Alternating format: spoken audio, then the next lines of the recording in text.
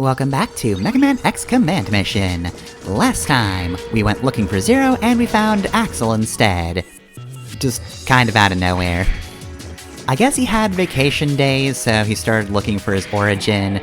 Apparently, a lot of copy robots were made in Giga City, so he's looking into that, but no luck so far on actually finding anything specific. But hey, now he's in the party, which is great. Look, he kinda comes in out of nowhere. It's not really a surprise he's on the box art, so you know he has to be in here somewhere. It's just he comes out of nowhere. Other than this chapter being called Maverick Hunters Unite, or whatever have you, I think I'm paraphrasing. But like, other than that fact, he does just sort of coming out of nowhere. Also, real quick, apparently the button combination is always the same for that. I said it was different last time. Was wrong about that. Though, yeah, no, you can probably tell why I'm not the best at fighting games if I have looked at that chart repeatedly and not realized it was the same button combination every time. I genuinely thought it was different. Didn't really realize I was doing the same thing over and over again. Because it's too long, that's just too many buttons in a row for me to memorize. Though that does make a little more sense. Back in the day I used to watch, boss walkthroughs for this game. And man, the people who played way back when were real good at that button combination. Like, they just hammer that out like it was no thing. But anyway, yeah. Where was I before? Right, so, yeah. Axel just kind of comes in out of nowhere. Which, a shame he wasn't with us in the first place. 'Cause if it was him instead of Shadow, we probably actually wouldn't have beaten Epsilon. He still had basically his entire crew there. But we wouldn't have gotten backstabbed, so I think we would have felt a little better about things at least.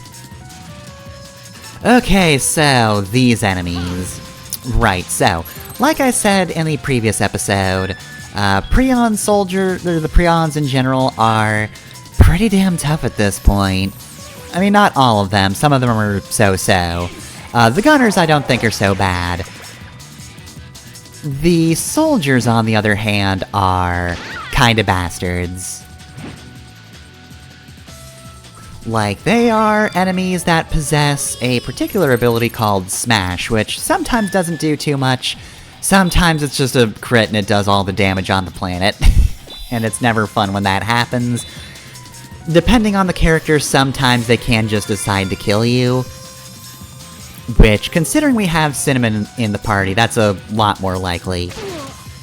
Yeah, Marno doesn't have the most HP, she's supposed to be a bit more dodgy and whatnot, but she can still survive a lot better than Cinnamon can. Honestly, you might want LE increases on Cinnamon, just because she dies easily. She has by far the least amount of health out of everybody. Also, supposedly that guy's blinded. I don't believe it. So, anyway, yeah. Anything else on... I feel like I have something else to mention about Axel's, whole action trigger. I think in terms of what we have so far, I'd have to say... Silverhorn's pretty useful in this chapter because there's a lot of fire-type enemies, but Wild Django's really good. Like, that's just extremely good single-target damage. The other option is Mad Nautilus, and that is by far the least useful out of all of them. Yeah, see, that wasn't so bad, but sometimes they do just do a lot of damage. They just decide to use Smash and you die. But yeah, Mad Nautilus is mostly just for the status effects, and as you might have noticed, status effects aren't that useful. They don't proc that often. Okay, that guy missed this time at least. On my dodgiest character, so really that should have been happening constantly, but... For the most part, yeah, they've not really felt that useful. I guess Virus is okay, but it's not amazing. But yeah, Silverhorn is pretty good damage to the whole enemy party. These guys, I don't think, yeah, no, they're not weak to water at all. Well, I mean, they're weak to normal about. At all would mean that they were absorbing it, which thankfully is not the case. Also, what do you mean the warriors get HP regen? Damn you and your second wind! You should be required to have a squishy wizard do all of your healing for you, and if you don't have a squishy wizard, you should just die. Get out of here with this warrior healing shit. I say, even though the only time I've played specifically D&D, I played a warrior. It's fine when I do it. Yeah, like, Mad Nautilus would be a lot better if status effects were more useful. Again, Virus is okay. Oh, that is cool. I guess that does also have lower accuracy, so combined with Blind, that was actually pretty good. Smash will be more dangerous later, I will say. But yeah, I don't know, maybe it's just me getting unlucky, but Mad Nautilus is just not a useful transformation for me.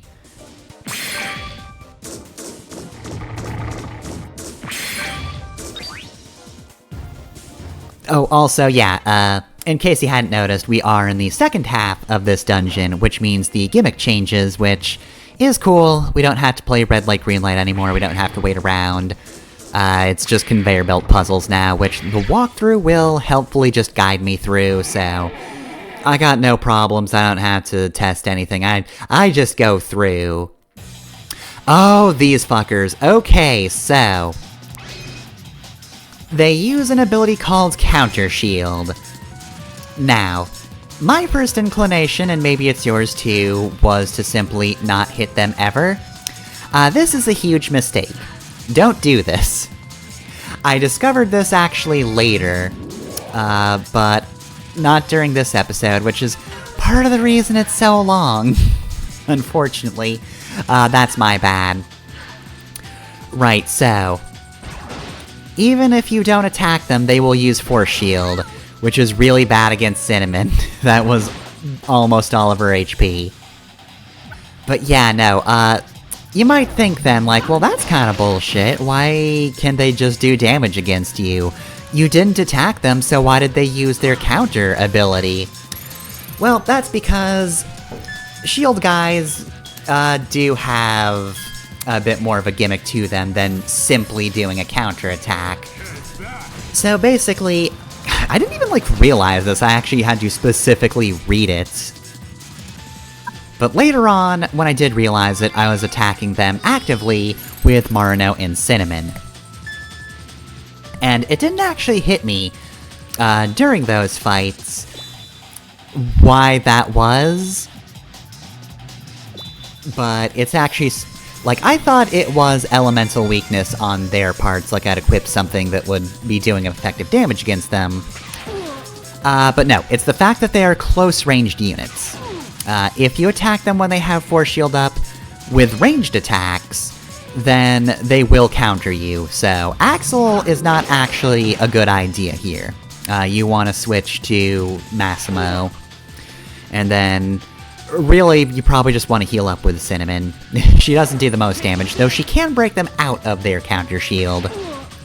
Also, yeah, you can break them out of it, so it's, like, it's not completely useless to have a ranged character, but if all three of them are shielding, yeah, you should probably just switch, because you want to remove these guys. They are really kind of a pain.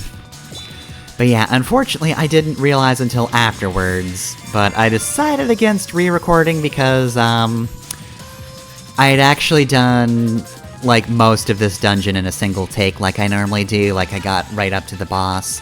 So this is the second episode of it, but this was the back half of my playtime with this one, which is, you know, part of the reason why I probably wasn't as experimental as I should have been.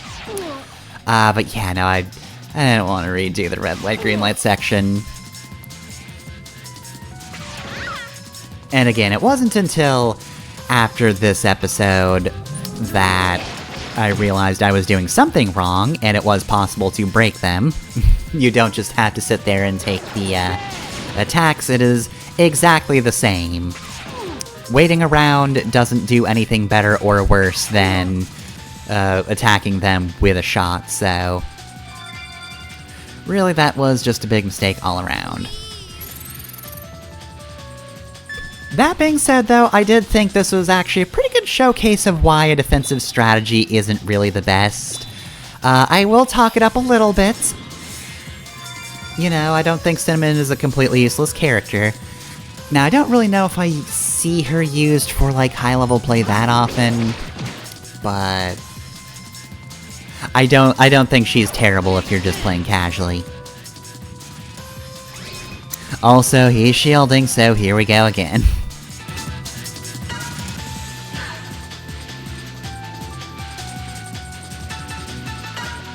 You know, at least I did use a sub-tank this time.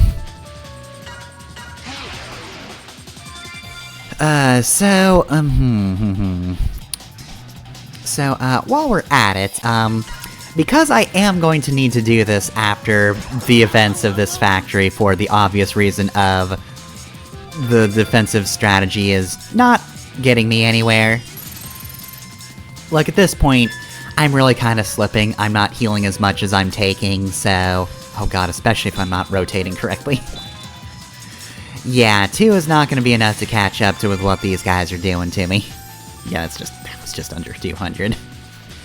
But yeah, I should mention something that was available in the previous mission, and I just, never got around to it. It is actually possible to return to the Hunter base in the middle of a mission. I just haven't done that. All you need to do is get to a save point, and it will give you the option to go back. Now, this might seem like a great idea for the sake of, say, going and checking the deployment center to see if any of your guys have come back, and sort of, yeah, but also no. The thing is, you might have also picked this up from teleporting around areas, between missions, but there isn't actually, like, there's no mid-dungeon teleportation. Now, you do appear at the end of Lograno Ruins when you teleport back there, rather than the beginning. But typically, if you leave and then tell Nana, hey, I want to go back in, you go back to the beginning of the area. You don't get to hop right back to where you were. This is sort of a game that is about resource management, what with the sub-tanks, and the fact that your items cap out at 9. So, they don't want you just casually going from point A to point F,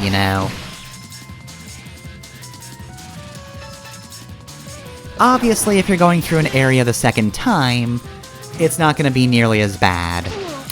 You'll have done something, say, removed set encounters, for instance. You might have done that during the chapter, and that'll make things go along a lot smoother.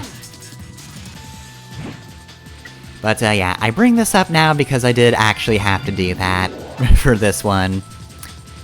I did use up a lot of sub-tank, unfortunately, so I kinda just had to bail for a bit. But yeah, that is something you need to keep in mind. It's not the end of the world or anything, and again, typically once all the story events and set encounters are out of the way, it's pretty easy to get through an area, even with this game's encounter rate, but it's just something to keep in mind. But yeah, definitely advantageous if you start to run low on supplies, but again, not good if you simply want to check in on things at the base. Also okay, that's specifically what I was thinking of. Right there, they just decided to kill Cinnamon outright. Now, of course, most characters aren't going to get one hit killed, but Prion soldiers are pretty tough, so even if they don't kill you, they sure don't make you stronger. Also, yeah, he just decided to get a crit there, which was annoying. And he decided to heal. Yeah, things weren't really going my way in this one.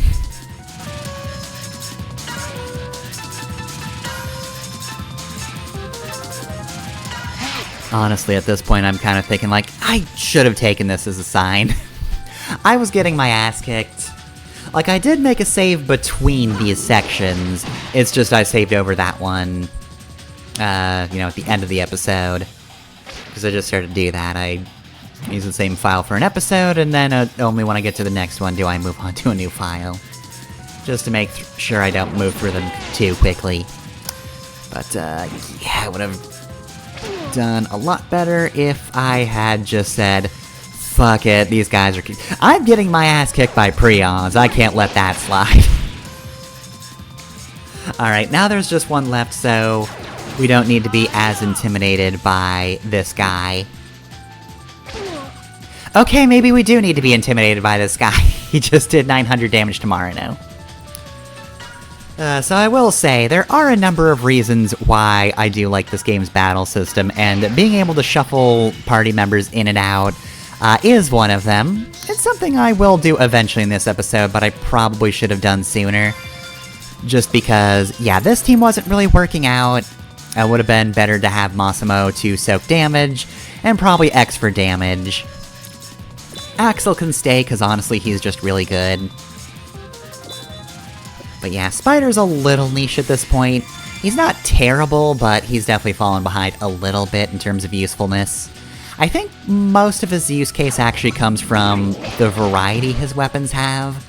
Like, a lot of weapons have different effects, but he just has some very weird but cool specific ones, like, if you don't use weapon energy, you just attack everybody.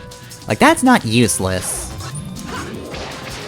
But he's also not the hardiest character, and, I don't know how useful that would have been. I mean, that specific one. He probably has something else, honestly, that could work for parties like this. But yeah, I wasn't really switching characters around as much as I should have been. Because, honestly, it does help a lot. I will be switching between fights just for the sake of, like... Eventually, I just kind of start running low. It helps to change out party members if some start to get tired. There's another one. This one's a healer. That's good or bad depending on the rest of the setup. Oh, it's two counter motherfuckers. But yeah, I kind of switched out Marino, just because she was almost getting killed by the counter dudes, but... Yeah, see, this is where it would have helped to actually have realized their weakness. But I just didn't want to attack them because I'm used to counter enemies, countering, that's their whole thing. Honestly, most enemies are actually pretty good at telling you, like, who is weak to what. Like, there's an enemy later that, also has a counter attack, but, like, will specifically tell you the way it works in the little, battle text you get. So yeah, I don't know why they didn't just say, like, counter shot or something. Again, I could have experimented a little bit more, but...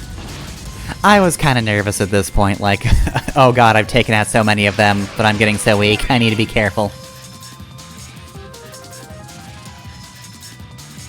But yeah, I think, in terms of just, like, overall difficulty, I'd probably say the soldiers are actually some of the most dangerous enemies, because you saw what they were doing back there. They were just doing damage. They just said, fuck you, you get damage now. Like, these guys, the shield enemies, once you know how they work, you can just switch your physical units in and just start bashing them. Like, this game does work very well in that regard. Like, it's very kind about what it lets you do because of situations like this, where, because you are given a lot of liberty to just do things in a fight, it will bite back sometimes. But yeah, it really is just that attack, though. That's the only thing they have for themselves. So if you know how to defuse it, they don't really have anything else at After that, it's just a matter of managing them amongst other enemies. Which, you know, granted, if they got hit with a buff speed or a buff attack, that would also be pretty dangerous. Probably speed more than anything else, like... them going faster would just suck. Also, they do just straight up block, what do I have on Axel? That must be a, some kind of stat reduction, if I remember correctly. Dang, 63. Yeah, so... also, to note... X, Massimo, and Spider is, like, one of the slowest overall final attacks you can get.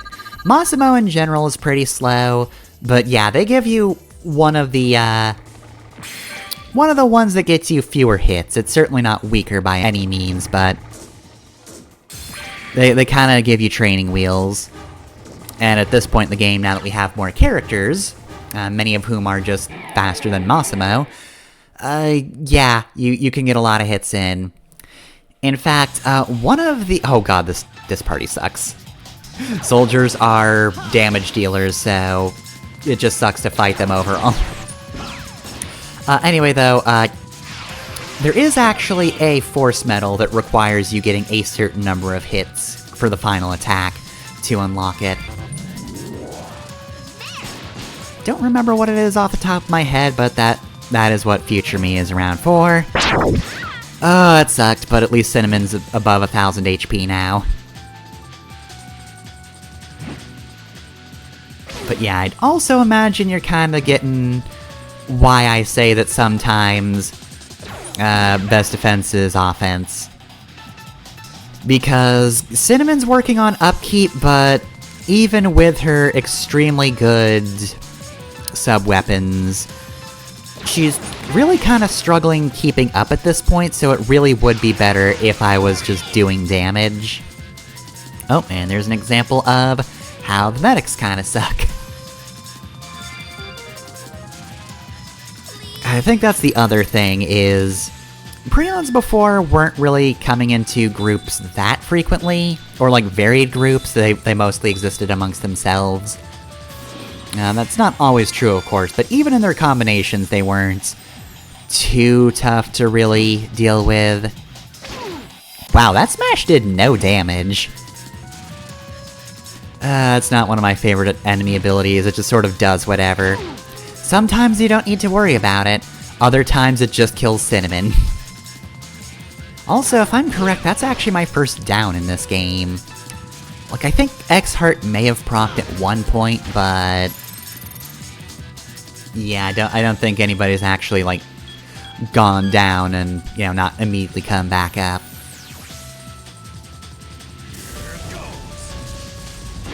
Oh god, that's so good. Oh, who's weak to electric? I believe it's these shield guys that are weak to electric, which is another thing I found. That's just another instance where Wild Django is honestly just really good. I know single target's fairly simple, but like, you don't really mess with it. Honestly, that's one of the ones going back to the whole boss walkthrough thing, I feel like I saw Wild Django a lot when watching those videos. Enough from you.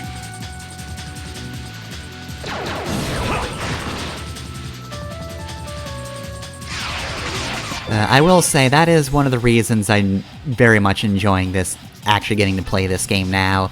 Cause, you know, back in the day when YouTube was new, I did just really like watching, like, JRPG boss fight videos, you know, without the context of the rest of the story. I can't explain to you why, I just had this weird fascination of just, like, watching, you know, whatever story scene came before the boss without knowing anything about it.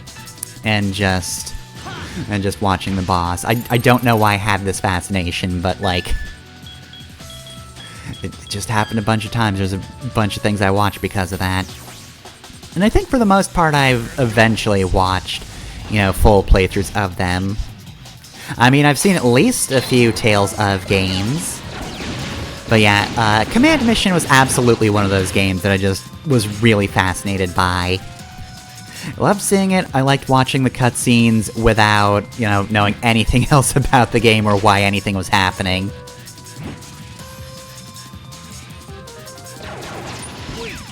But it is kind of nice seeing, actually seeing the game, though. That being said, the best part is still the Feeble Massimo line. Look, I am just always tickled by a scene where they almost swear but find some dumb, creative way to not swear. It's always funny. It's just a good joke. Very good way to get you excited for the boss as well, I have to say. I don't know if we'll ever be able to match the levels of hype for Silverhorn, even though he's not by far my favorite boss in the game.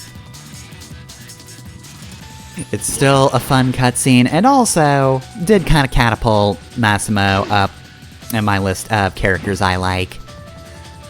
Though watching the full game, I will say, as cool as Marino is, I do like her.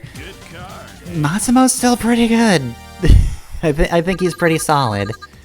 Again, I just wish there was, more of the characters in general. Alright, I think there's one more fight, right? Nope, that was actually it. We're at the end. We can change the conveyor belts again, but we don't need to, because we're at the final hallway, where many people were murdered. Thankfully, though, they're the bad guys, so it's good that they're dead. Feel bad for him. Not the rest, though. Those guys suck. I'm glad they're dead. They were cut by a saber, but only one person uses a sword. Here he comes. He's Zero. The intruder must not gain entry. A little late for that, dude. All costs. It's no use! Breakthrough imminent! Ah! Are you the guy from Evangelion? Did all the missiles hit you? Is that what happened here? Sorry, Zero, I know you're making a cool entrance, but I'm very distracted. Just sounds like all the missiles hit the target guy. Boss, huh? Zero. So it was you. I'd heard you were dead. However, only someone incredibly cool could have dispatched my guards like that. I wouldn't feel right about dying without taking your boss with me. Well, aren't we peppy today? But you'll never reach our leader. Unfortunately, you're no longer in the kind of game where you can 1v1 people.